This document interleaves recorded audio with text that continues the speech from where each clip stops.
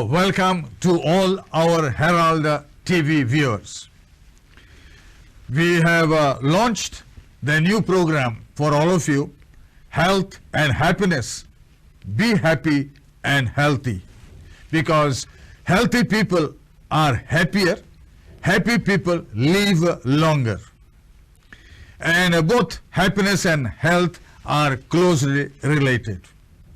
We started our program with our Goan but Australian expert now, Dr. Ajoy Estibeiro.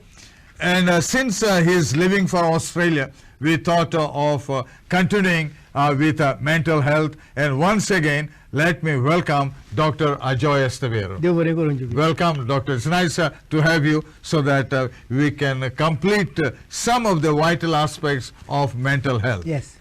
They say that common mental illnesses, clinical depression, people feel sad for weeks, loss of joy, feeling unhappy or hopeless, low self-esteem, loss of appetite, problems sleeping. Then you have depressive disorders, which is affecting millions of people. Yeah. Anxiety. This is, I think, almost common now in every home, especially after COVID problems. Yeah. And persistent worries and fears, avoidance of anxiety, producing situations that can lead to fears, panic attacks, and so on and so forth. Then also we have this problem of bipolar disorders and extreme mood disorders. Schizophrenia, as you have said earlier, characterized as a type of psychosis, symptoms being hallucinations, delusions, muddled thoughts, lack of care over personal hygiene, and avoiding others. Yes.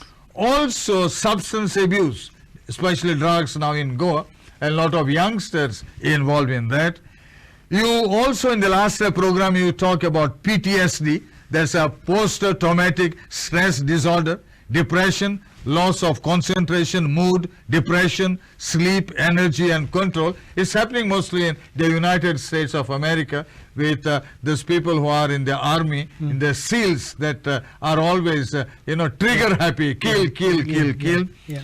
Also, there's a little bit of overlapping when we talk of dementia, because normally dementia is a neurological problem of the brain. Decline in brain function, and impairment in thinking, remembering, and reasoning. Yes. And the most common mental health problems that we see is depression and anxiety that is leading to stress, Dr. Ajoy. Yes. Stress, I think, is a common factor of most of the problems. So thank you, Jovito, for lovely words. You're absolutely right. Stress and anxiety are today dominating the mind space or the landscape of common mental illnesses. Actually, 1 in 3, you will not believe, 1 in every 3 persons suffers from anxiety. Quite a large number of people. Yes, we don't know. So if you're not one among them, the other somebody in the other 2 are. The issue is anxiety is a language of discomfort, which cannot be in the spoken word. Like a baby cries because baby cannot speak. Anxiety is that discomfort because I am not able to handle the situation which has come in front of me. I get overwhelmed. I feel I am helpless. And then because I don't have the words to express the discomfort, it comes out with maybe trembling, shortness of breath, sweating, and a general feeling that I don't know what I'm going to happen. And then that helplessness gives you the feeling that I am not adequate enough. I am not able enough. And that negative self-image, low self-esteem, that seed is germinated, which then slowly leads to feeling low because you are not able to master the situation, and eventually giving rise to depression. So they are related. So they are interconnected. Very much. I like to talk about an analogy because I like, whenever I talk to my clients in Australia, you don't call them patients, you call them clients or service users. Patients is more... See, the terminology also has changed. Yes. it is different because they are using a service. They are not patients, so they are trying to normalize as much as possible, saying things so that people feel that when you normalize a thing, it is something which is a deviation which will come back to normalcy when you normalize it. So the analogy I give my clients is, the rain is not in your hand. It rains at any time, and now it rains more than expected earlier. Correct. So the rain is not in your hand, the umbrella should have been. Okay, so you should be prepared with umbrella or a raincoat or anything. Exactly. You cannot, when it starts raining, you cannot run for the umbrella. No, it's too late. You should have had it. You will get wet. Yeah, nice, very nice analogy. I must compliment you for this thought, because these are the things that people will remember. Oh, thank you. So, paus atin na sotri aspak jai. Sotri jai. Sotri na raincoat to aspak jai to kade. So, things that we are not able to handle will happen in our life. Who expected COVID? It came out of the blue. Who expected the Russia-Ukraine war? It came out of the blue. So many things in our life, personal failures, family problems, personal health problems, job problems, social problems, relationship problems happen at any time. And if we are not prepared, and if we don't have the wherewithal, the ability to handle the situation, the umbrella, either by ourselves or with strategies, we are going to get wet. We are going to feel the impact of it, and that is going to come out as discomfort, which will come out physically, as I said, through hard breathing or trembling or sweating, or a psychological discomfort, feeling low self-esteem, I don't want, and there is a loss of normal function of the brain. I'm not able to work, so then it will look like a character flaw. He's not coming to work because he's lazy. He's not. But the underlying problem is not explode. Yes. Because and it's also not generally manifested to lay people. Yes. So that is where we have this, not a good understanding. So we should understand that this is an anxiety. He is not equipped. We should give him now the umbrella, the strategies, the skills of how to manage. Let me tell you, Jovit, let us say I give you all the instructions of how to drive a car. And then I say, Jovit, now drive a car. You sit in the car. One truck comes opposite. You become so alarmed, so overwhelmed that you run out of the car into the field. Now, I teach you. I sit next to you. 1 month I give you strategies, skills, abilities of how to drive a car. You practice driving the car. 1 month later, 100 trucks might come. You are cruising along. You are not even realizing the truck has come. What has changed? The traffic has not changed. Car has not changed. Road has not changed. You have changed. You have become more skillful in handling what you could not do 1 month back. What has changed it? The skills, the strategies, the techniques. So that is called giving you the psychological therapy and making you able to handle anxiety which came, the stress which came. I have transformed you. I have not transformed anything else. So anxiety, addressing anxiety is that, giving you the mechanisms to handle the problem. You cannot take away the rain. You have to give you a good umbrella. Yeah, but if it's not taken care of initially, it leads into depression. It will balloon, because you will then think that running out of the car is the correct way. Every time a truck comes, running out of the car. So putting it in the anxiety language, every time you have a problem, you will respond like that, take to hospital, given compose or Valium, send back home. It does not solve the problem at all. It does not give you any skills. I have not given you any skills. I have just taken you have identified running out of the car as your response pattern. Which is not the correct. Which is absolutely not correct. Yes. Which is, and it's not good for you. You are not getting better in handling the road traffic. So you need to handle the things properly in a proper manner. You have to give the, so we have got therapies like cognitive behavior therapy, dialectical behavior therapy. In cognitive behavior therapy, we identify what are the wrong thoughts in your mind that are causing you to behave like that. Let me give you an example. Let us say that you go for an exam and you don't answer the first question, you answer other 9, but you don't answer first question. Being a perfectionist type, you have already thought ahead that not answering the first question means guaranteed failure, and now you're living in that doom and gloom. You're living in a failure's mind. I am no good. If I am able to correct that negative thought, that this is not the way you think, and I give you exercises. So it's all with your thinking process. Yes, that is called cognitive behavior therapy. Then there's something called dialectical behavior therapy, where we give you skills, we give you strategies, we give you how to handle interpersonal relationships. When you become frustrated, when you have low frustration, how to handle that. That is called frustration tolerance training. Or when you become distressed, how to handle that. So we empower you. You cannot take away the problems in your life. I can make you stronger. I can make your shoulders stronger to be able to handle that problem. Suppose as a small child, for me this is the most difficult thing in the world. But when I become big, I can lift it with one hand. That thing has not changed. I have become stronger. So I gave you a physical example. So making my mind stronger through ways and means. And the mind can be made stronger. Absolutely. Mind, people, that's what I'm saying, no, if we just give them a walking stick like Compose or something, we're not helping them over the long term. We have to empower them so that they can handle their problems. Yeah, and I think many people who have this problem, they don't express and they don't share. There was this famous one of these Bollywood stars that you may be knowing. Yes. And I'm very grateful to her because, you know, it was Deepika Padukone. She came out with her depression, and because she came out with her depression, she has got a definite model celebrity status to her, and that spurned a lot of young people, because many young people identify her as a role model, and that spurned a lot of young people to come out with their problem, because that became the in thing. That to talk about your problems is the in thing. Normally, nobody likes to talk, but Deepika came out and voiced, and I think, wow. Exactly.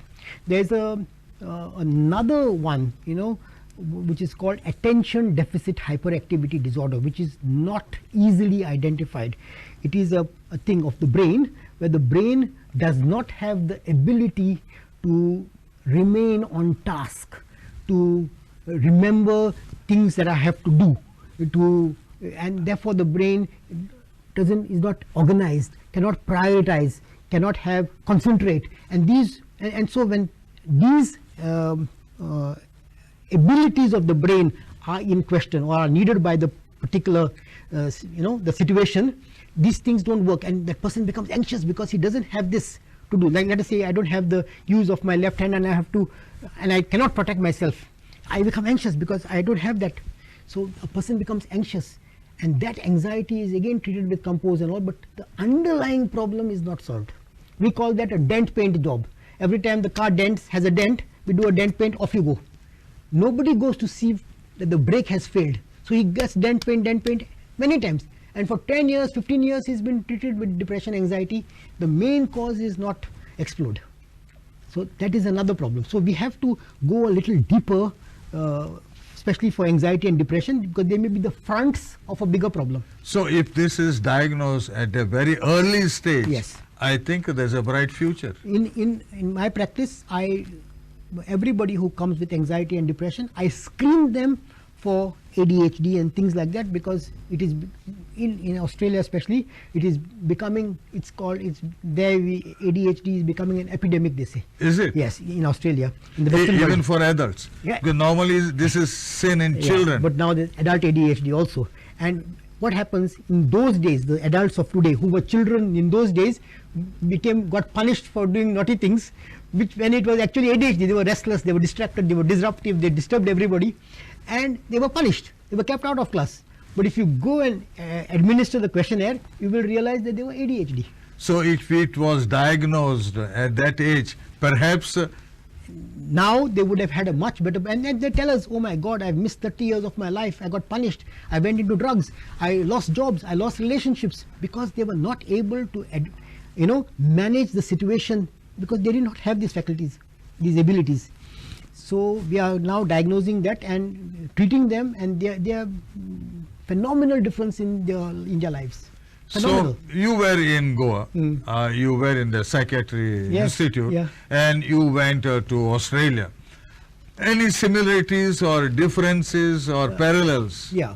See, in the end, mental illness is the same everywhere, to be honest. I know diseases are the same everywhere.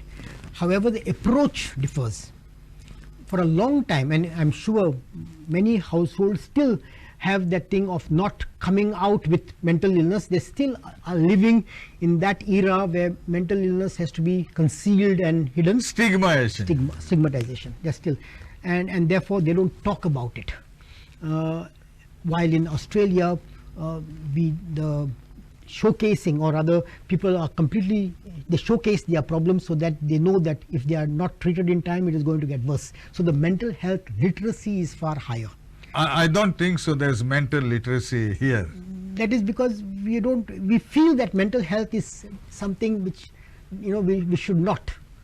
And that's why these type of programs, thanks to you and Herald TV, we are sensitizing the public to come out with what they, in the end, we don't want to have a unhappy life. We would like to enjoy our life, to find joy, happiness and pleasure in everything we do, and unless we talk about our problems, you're not a mind reader. No, neither am I. No. So unless somebody tells me about it, I wouldn't know. So that is very important. So that is one thing. Secondly, in Australia, the focus is on community management of mental health. So we have these community case managers who make sure that the person is taking his medication, adheres to his management protocol. They have a lot of care workers, support workers for major mental illnesses like schizophrenia, where they actually sort of handhold the client so that he is able to get his goals. It's a very recovery oriented model. But it's quite an advanced stage now. Recovery oriented means what? Even if his ability is 3 upon 10, they will make sure that he reaches the 3. Is it? So they will really see what are his strengths and try to develop it. Here what happens, I think our response is very much treatment or medication treatment. There's the community management is not there. That's what I think, and that's what I was discussing in IPHB. I was comparing the models of care at a lecture yesterday which I delivered to IPHB, and that's what I said. Our thing is more oriented to responding to the situation which comes to us, while there it is community management to make sure he doesn't reach that situation. So that is something advanced. Yeah, so that is, they have got a lot of resources that they invest to make sure that the person doesn't reach that stage where he needs to be treated. So these are the preventive measures that... Very, very aggressive preventive measures. I don't think so. We have... no, our population is also big. So, but I always say, if you invest in the resources now, you will prevent costs in future. Yeah, so definitely. There I think is political will that you need to have, in that political sort of ability to foresee that you will be able to have a better, if a person is more productive and he's happier, he will be able to contribute more rather than, so even if you spend now, it's an investment, not an expense. Yeah, and we just touched on dementia. Yeah, so dementia is you lose your mental faculties, memories, ability to analyze, ability to remember. You don't remember where you have kept your things. It starts that way. But now I don't know whether it was there earlier also, but now there are more cases that are coming to light. It was there. It was not that it was not there, but as as we discussed, it is now that we are becoming aware of it and we are going out of our way to identify it. So that's why it is. Otherwise, it was just linked to age and aging, and it was sort of neglected and not given that importance. Because then we have Alzheimer's also, Parkinson's and all that. Yeah. But the base is your dementia. Yeah, so that's an umbrella. Dementia is an umbrella for all those degenerative. So that degenerative illnesses is more a neurological condition, because the brain is now undergoing a decline in its functioning. Yeah. Yeah. And you have these problems in Australia also? And we are, though it is managed by neurologists, we are called when there is a lot of behavioral abnormalities, like the person is is aggressive and he's not able to have the capacity to behave himself, and he's creating a lot of violence, or he's creating agitation, disturbing, aggression, sexual inappropriateness. Then we have to give him some medication to control that. Yeah. And we talked about substance abuse. So again, alcohol and substance abuse for a long time, and I think even in the literate population, in the population that is considered educated, it is still considered a character flaw. That a person who is an alcoholic has got complete control over his alcohol use, has got complete control over his drug use. Taja aati naha, kityak sodung zaina. People say like, talk like that, no? The fact is, it is an illness. The craving is an illness. It is the body has craving, so we have to go through a process of detoxification and rehabilitation. So and it's a series of psychological and medical treatment together that will, and it is a lifelong challenge. Many people stumble and relapse many times, 9 times, 10 times, 11 times. I always say you have to have a toddler's mind. A toddler, because of his mind, falls 1,000,000 times, doesn't give up. Yes. Had he had an adult mind, he would have given up after 2 falls. You are absolutely right. So sometimes you have to have a toddler's mind to persevere, because otherwise you will never. Because very often they say it's an overuse of a dopamine hormone. Yeah, no. There is a lot of neurochemical issues which are going on, which sometimes are not easy also to make out.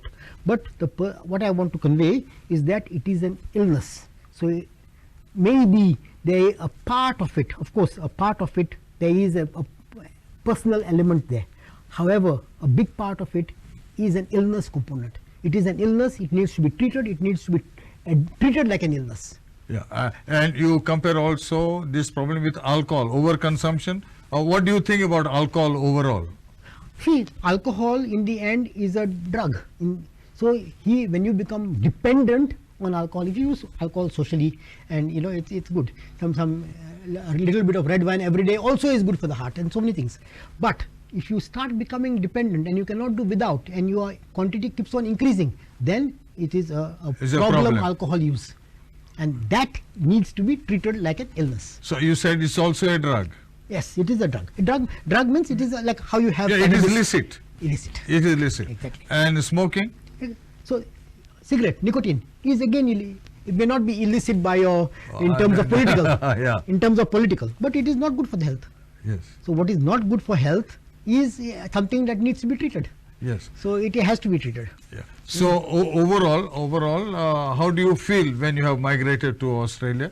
Did you think that you are still missing Goa? 50 years of my life I spent in Goa, so you cannot take Goa out of me. I mean, it will always be there, Yeah. But one thing I would like to tell, that life by and large is like food on a buffet table. Life is like a food. Life, all the situations in our life is like food on a buffet table. You must take in your plate what is good for you.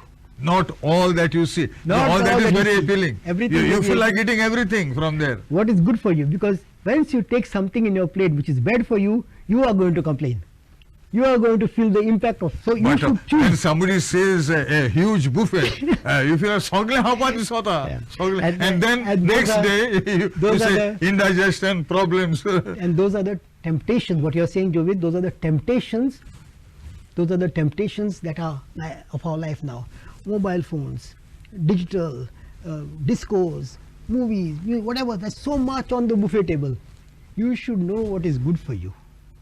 Because if you don't take what is good for you, you are going to have a short-term satisfaction, long-term dismay. My God, it's something to be afraid of. Yeah. I really must appreciate the way that you have put things in a different scenario, Yeah. and people will definitely understand what you have been sharing with us. It will help to improve our own thinking of mental health, which is very, very important. Yes, thank you. So let me thank on behalf of our viewers. Thank you very much, and we hope that don't forget about the app that you are going to develop, because you said that. It is first we have to test it. So Yes. I was just talking to my friends in Goa, because we'll have to test it and make sure that whatever is answered on the app actually matches the clinical diagnosis. So it has to be tested. It will go through that period. But once it is tested, then we can have it rolled out so that people's can. Like you have physical health checkups, you'll have a mental health checkup in your hand. You don't have to go to a lab or something. In your hand, it will be there. That will be something very innovative, and that will help, I think, all of us Thank you very much, Thank- Doctor, and thank wish you you. all the best. And the next time when you come, Yes. we'll definitely have you here with us at Herald TV. Dev Thank बरें you very करूं. much. तुमकां देव बरें करूं.